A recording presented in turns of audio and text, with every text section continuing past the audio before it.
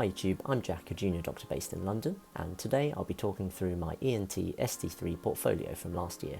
I'm going to talk through each section according to the ENT ST3 self-assessment guidelines for 2022. I've included the link down below, and I highly recommend that you do read through these guidelines. I'm going to show you how I scored points, the evidence that I used, and whether or not I scored any points with that evidence. Then I'll show you my overall portfolio and interview score, and add it all up for my overall score for the application, as well as my ranking. Hopefully that will give you an idea of the standard of applicants. Finally, I'll leave you with my top 3 tips to maximise your portfolio score. I originally wasn't going to make this video because I didn't receive an offer for ENT ST3, however one of my subscribers encouraged me to make it, so I hope it's useful to see what an ENT portfolio looks like. This video is not sponsored, and the timestamps are up above and down in the description. Time in allied specialties. The first part of this section is 1A, or allied specialties, for which you earn 3 points for each 4-month allied specialty post that you undertake after your foundation years. The maximum score is 6 points, or 2 different specialties.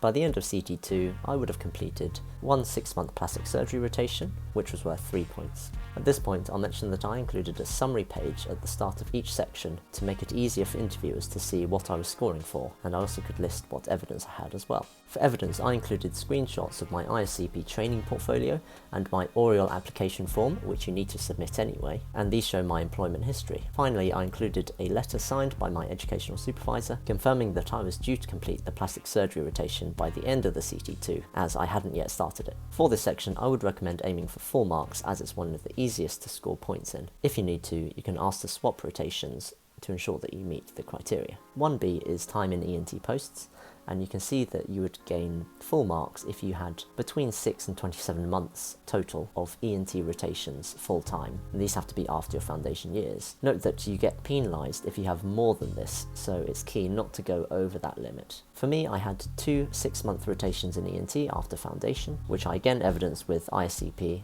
the Oriel application form, and consultant signed letters to confirm the rotations. This section is also one of the easiest to score points in, and I imagine most candidates will have full marks here. Postgraduate degrees and qualifications. You can see there are 4 subsections here. 2A and 2B are for peer-reviewed theses, and I didn't have any of these. Note that you get fewer points if you've only submitted the thesis, whereas you get more points if it's already accepted and awarded. I also do not have an MSc, so I got no points for 2C. For section 2D, I had the Oxbridge MA, which scores 1 point, and to evidence this I used my degree certificate. In general for this section, peer-reviewed theses take a lot of time to complete, so I wouldn't advise doing them just to score points for the ST3 portfolio, as they're not the most time efficient way to do it. Of course, if you already have them, then that's fantastic. Publications.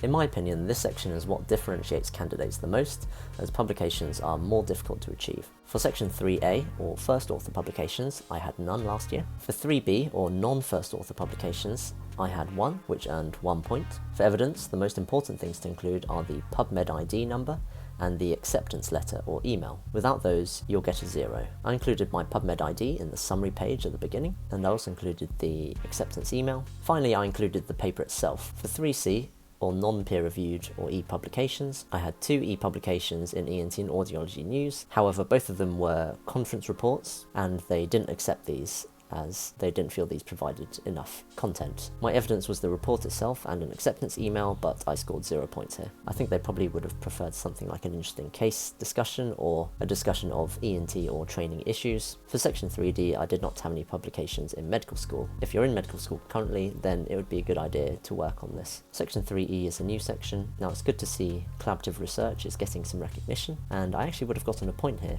because I did data collection for 2 collaborative projects. Audits. I'm going to say it now, you need to aim for full points in this section because audits are another of the more achievable items on the self-assessment guideline. There's been a big change from the previous year, which is that you now need to complete an audit form signed by the supervising consultant and stamped by the hospital for each one of your audits. The form is available to download on the ENT ST3 recruitment website, and you need to find these signatures as soon as possible, as many of us have worked in different faraway places, and it can take time to get the signatures. For 4A, I led 3 closed-loop audits, giving me 4 marks. The evidence I included was a confirmation letter signed by the consultant supervising me, and a copy of the audit handout or PowerPoint presentation. I should say that when you get these letters, ensure the phrasing is as close to the portfolio guidelines as possible so that they can't find a way to avoid giving you points. For 4B, I led 4 single-cycle audits, again giving 4 points, and the evidence is the same as above. For 4C, I did some data collection for an audit, giving me the 1 point, and the evidence is the same as previously. Presentations. Whenever you do an audit or start writing a paper for publication, you should submit them all for national or international presentations, and if they don't accept them, then think about regional presentations. Section 5A1 is a national poster presentation, of which I had 2, which scores 2 points. The evidence I included was a certificate of presentation and also the poster itself. For section 5A2, or regional poster presentation, I had 1 which scored 1 point, and the evidence was the same. Now for the big points, or the oral presentations, 5B1 is the national or international oral presentation. I had 2 of these, scoring the maximum 5 points, and for those the evidence was a certificate and a copy of the presentations. For 5B2, or regional oral presentations, again I had 2 for 3 points, with the same evidence. For section 5C, or presentations before leaving medical school, I had a poster presentation for 1 point, and again the evidence is a certificate and poster. If you're in medical school at present, I would recommend that you try and get these points, because these are points that you can't get after medical school. Surgical logbook. For these procedures, you only need to get them to the level of supervised with the trainer scrubbed, which means that you're doing the key steps, but your trainer is scrubbed in theatre with you. Looking back, I got most of these points during my ENT rotation in CT1, getting maximum points, which is 10 points. Evidence is really important for this section, and you need to print off the anonymised e-logbook summary from the website, and it needs to be signed by the supervising consultant with their name and ideally their GMC number. Other bits of evidence I included are optional, but they were the ISCP summary and reflections on each procedure, which I just printed from my ISCP portfolio. Teaching. For section 7A, I organised a course for surgical teaching for medical students. The evidence was a signed letter from the consultant, which is the most important thing. I also think it's good to have a summary of the course, including the aims and the course structure, as well as a summary of the feedback that you received and a reflection. And this earned maximum points, which is 4 points. For 7B, I completed a training the trainers course, which scored 1 point. The evidence I included was a certificate and a reflection, which I just printed off from my ICP portfolio. While looking through the 2022 portfolio requirements, I noticed they'd removed the courses section, which looked at basic courses such as ALS and ATLS, as well as ENT craft courses like temporal bone course. Honestly, I found that a bit devastating because I spent so much time and effort trying to attend these courses. I think they were probably removed because of COVID reducing the number of courses that could be run. And some of the other things that have been removed the year before were the section for doing charitable activities or a sport or hobby to a high level, as well as national prizes. The main thing to take away from this is that the portfolio can change year to year,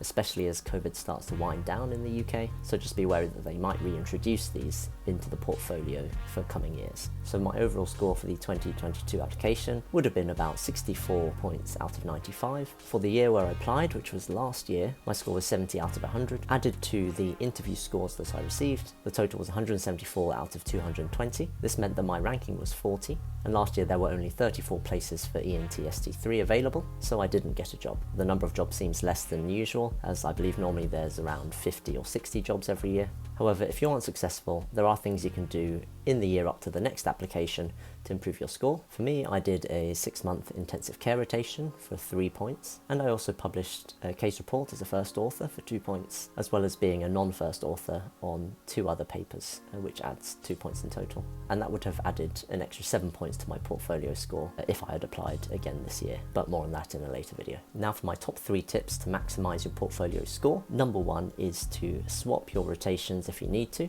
try and get maximum points for the allied specialties. This is because you can get maximum points very easily with only a little bit of effort and no extra time commitment once the rotations are organised. Number 2 is to start publications early, as they are often the biggest differentiating factor between candidates. They do take time and effort, but if you work with other people as a group on a project that will get more than 1 publication, that means that you get at least a first author publication as well as non-first author publications as well, because you'll be naming each other on each other's papers. Thirdly, try and get the maximum amount of points for each project that you do. And what I mean by that is if you do an audit, you can present it at a national meeting and also publish it, so that way you squeeze every ounce of value from each project that you do. If you have any questions, please leave them in the comments and I'll try and answer them. Like and subscribe if you want to see more videos like this, and I'll see you next time.